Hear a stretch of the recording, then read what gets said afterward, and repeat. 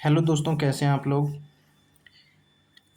Bar council of India की तरफ से एक 17 जुलाई को जो है सर्कुलर जारी जारी किया गया है, जिसमें बताया गया है कि अगर जो कोई भी सीनियर एडवोकेट हैं या लॉ फर्म है या चैम्बर है या लीगल जो भी ऑफिसर्स हैं या लॉ स्टूडेंट के लिए भी, या जो एलएलबी कर रहे हों या एलएलएम कर रहे हों या पीएचडी कर रहे हों, ठीक है, या कोई भी सर्टिफिकेट डिप्लोमा या अदर लॉ रिलेटेड कोर्सेज में अगर इनरोल्ड हैं, ठीक है, अगर तो उनके लिए ये सर्कुलर जारी किया गया है और काफ़ी इम्पोर्टेंट है, ठीक है। और ये क्यों जारी किया गया है, तो सर्कुलर ये तो maintenance of dignity, restraint and professional ethics in the use of social media by advocates, law students and interns, and against making reels, video, sensational clips or disparaging social media content relating to court premises, court proceedings, chambers, judicial hearing, live streaming, streamed proceeding and professional work, ठीक है। तो इनके लिए ये circular जारी किया गया है, ठीक है। और क्या मैंडेटरी है, and mandatory stand alone affidavit at the stage of enrolment student undertaking at the stage of admission, ठीक है।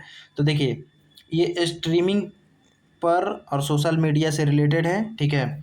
और जो भी लॉ स्टूडेंट हैं, अब उनको लॉ स्टूडेंट या एडवोकेट को, या जो भी लॉ फॉर्म में काम करने वाले जो भी लॉ ऑफिसर्स हैं या जो भी हैं एडवोकेट, उन लोगों के लिए सर्कुलर जारी किया गया है, ठीक है।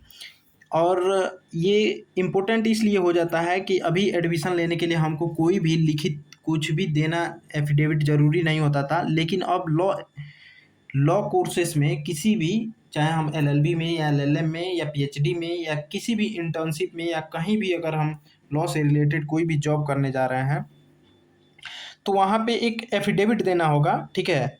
देखिए यहाँ पे मैंडेटरी स्टैंड एलोन एफिडेविट, ठीक है, देना होगा कि हम जो है किन किन चीज़ों का ख्याल रखेंगे। देखिए इन कब देना होगा, तो स्टेज ऑफ इनरोलमेंट के समय, student undertaking is the stage of admission and time of admission to law degree courses, ठीक है। इंटर्नशिप के समय देना होगा, स्टेक होल्डर एडॉप्शन के समय, ठीक है।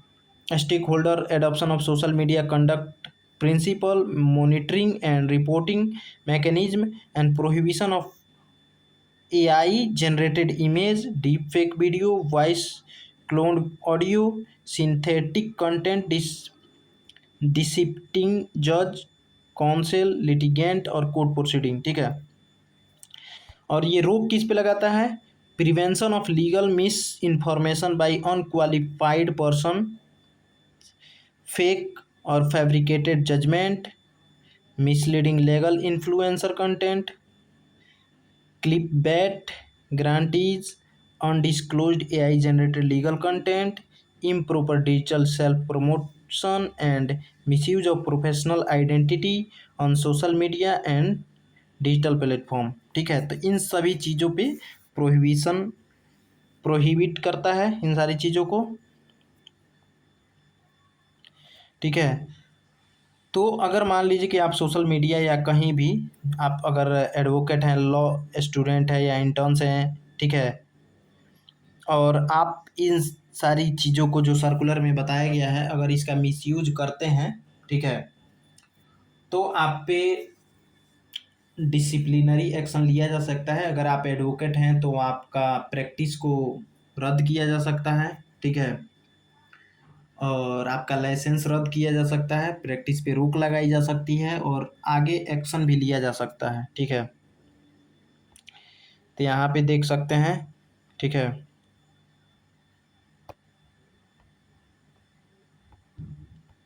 तो ये सर्कुलर जारी किया गया है। चलिए कुछ पॉइंट्स को हम लोग देख लेते हैं। बेसिस ऑफ दिस सर्कुलर, तो कौन इसका बेस क्या है, किस बिहाफ पे इसको जारी किया गया था। This circular is issued in the furtherance of statutory function and obligation of bar council of India under advocate act 1961 including section 7(1)(b) to lay down the standards of professional conduct and etiquette for advocate. Section 1D 7(1)(d) to safeguard rights, privileges and interest of advocates. 7(1)(g) to exercise general supervision and control over a state bar council.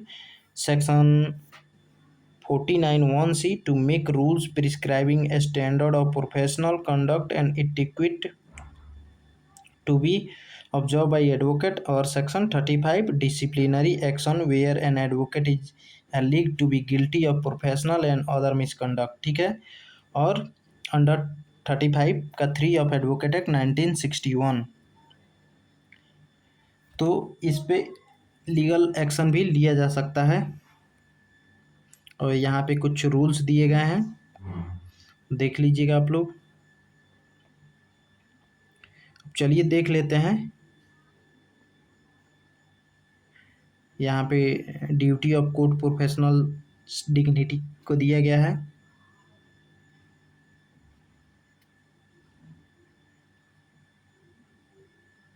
ठीक है, advocate के लिए है।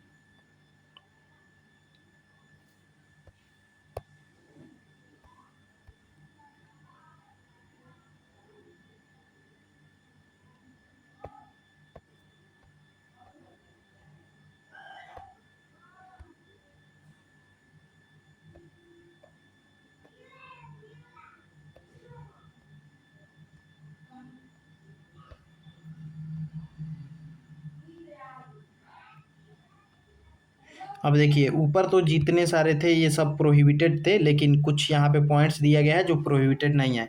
Positive use of social media is not prohibited, ठीक है। अगर मान लीजिए कि आप रेस्पॉन्सिबल लीगल अवेयरनेस फैला रहे हैं, एकेडमिक डिस्कशन ऑफ जजमेंट, ठीक है, किसी जजमेंट पे एकेडमिक डिस्कशन हो रहा है, एक्यूरेट लीगल रिपोर्टिंग कर रहे हैं, पब्लिक लीगल एजुकेशन दे रहे हैं, कॉन्स्टिट्यूशनल लिटरेसी दे रहे हैं, नेचुरल केस लॉ अपडेट्स दे रहे हैं, एकेडमिक लेक्चर है या आर्टिकल और सेमिनार कर रहे हैं, responsible use of official court information अगर आप बता रहे हैं, ठीक है, respectful discussion of legal principle arising from the judgment and orders, तो ये रोक नहीं है, ठीक है। Short form legal education including reels, shorts, brief video, ठीक है, तो ये रोक नहीं है, इस पे इन सारी चीज़ों पे रोक नहीं है। और कब ये लाइन क्रॉस्ड हो जाती हैं तो कह रहा है कि अगर आप professional sensation, misleading, mocking, defamatory, scandalising, contemptuous, commercially exploitative, ठीक है, violative of confidentiality, violation of court rules, live streaming rules and video conferencing, अगर इसका आप वायलेशन करते हैं, मतलब इसको एक्सीड करते हैं आगे, तो समझ लीजिए कि इसी पे रोक है और आप पे कार्रवाई की जा सकती है। ये सारी चीज़ें दी गई हैं। बेस्ड ऑन फैब्रिकेटेड जजमेंट, ठीक है, फेक सिटेशन, तो आप पे कार्रवाई हो सकती है।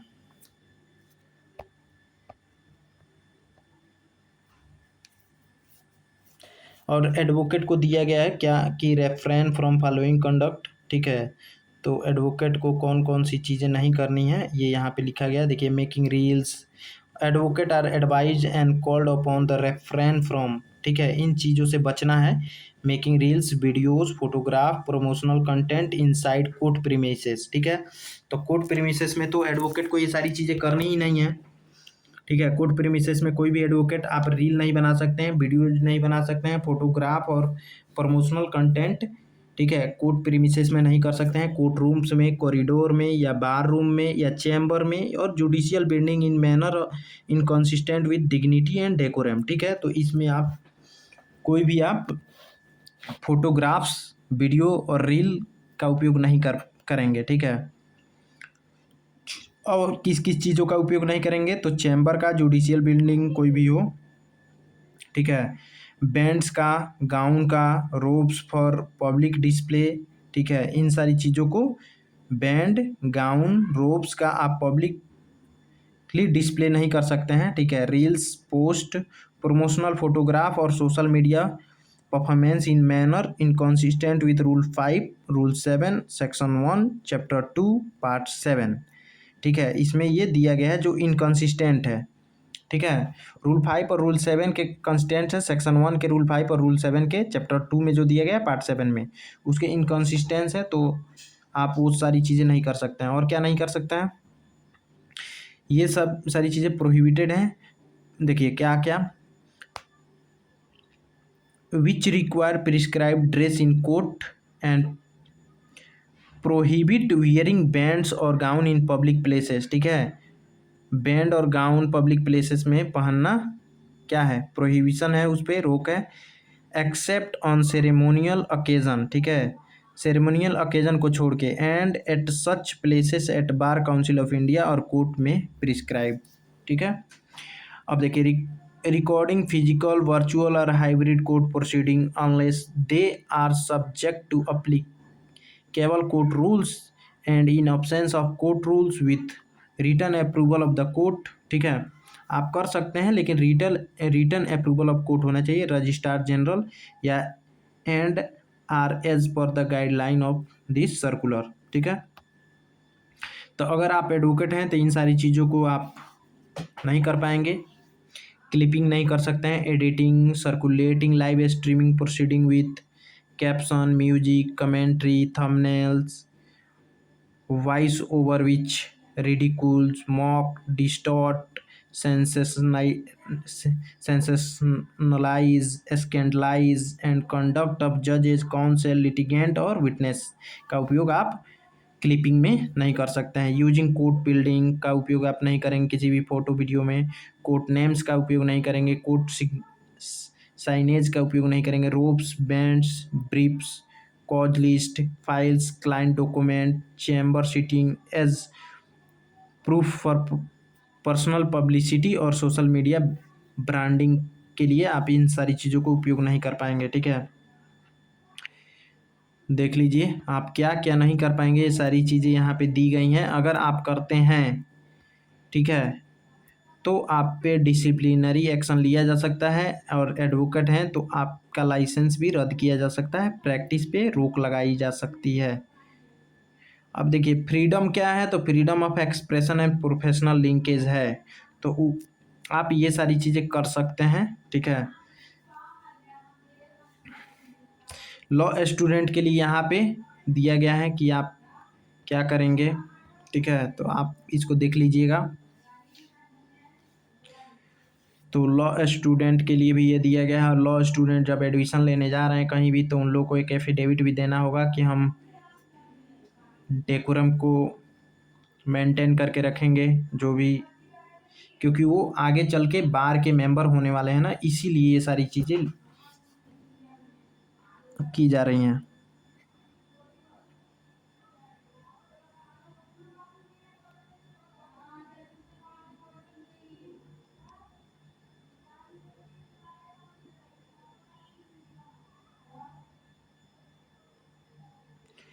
यहाँ पे ड्यूटीज दी गई हैं सीनियर एडवोकेट चैम्बर और law officers and bar association को। ठीक है, तो उन लोग के लिए भी ये गाइडलाइन दी गई हैं, तो काफ़ी इम्पोर्टेंट है। एक बार आप इस रूल को ज़रूर पढ़ लीजिएगा। ठीक है, सो थैंक्स फॉर वाचिंग, मिलते हैं नेक्स्ट वीडियो में। ये जो पूरा सर्कुलर है एक बार ज़रूर पढ़िएगा आप लोग, काफ़ी इम्पोर्टेंट है। अब यहाँ पे कॉन्सिक्वेंसेस दिया गया है कि आप वायलेशन करते हैं तो कौन से कॉन्सिक्वेंसेस हो सकते हैं। ठीक है, तो यहाँ पे देख लीजिएगा, डिसिप्लिनरी प्रोसीडिंग आपके खिलाफ एडवोकेट एक्ट के अंडर में लिया जा सकता है। Reference the concerned state bar council and council of India reporting to the concerned court registry where the court premises court proceeding और live streaming proceeding have been misused. ठीक है, action under applicable supreme court rules, मतलब action लिया जा सकता है supreme court rules और high court rules के तहत। ठीक है, कंटेम्प्ट ऑफ कोर्ट लगाया जा सकता है, सिविल और क्रिमिनल एक्शन आप पे लगाया जा सकता है। Contempt is defamatory, malicious, unauthorised, confidentiality, privacy. ठीक है, विड्रॉल ऑफ इंटर्नशिप, अगर इंटर्न्स कर रहे हैं तो आपका वो विड्रॉल हो जाएगा। स्टूडेंट हैं तो वहाँ से नाम काट के हटाया जा सकता है। और भी कोई दूसरा एक्शन लिया जा सकता है तो लिया जाएगा।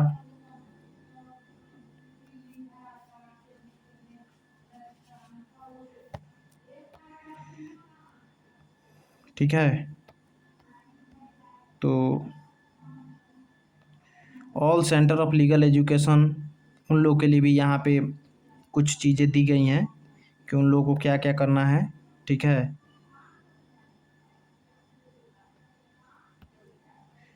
So thanks for watching. अगर और भी आप लोगों को कोई नई जानकारी अपडेट्स चाहिए हो तो चैनल को ज़रूर सब्सक्राइब कर लीजिएगा।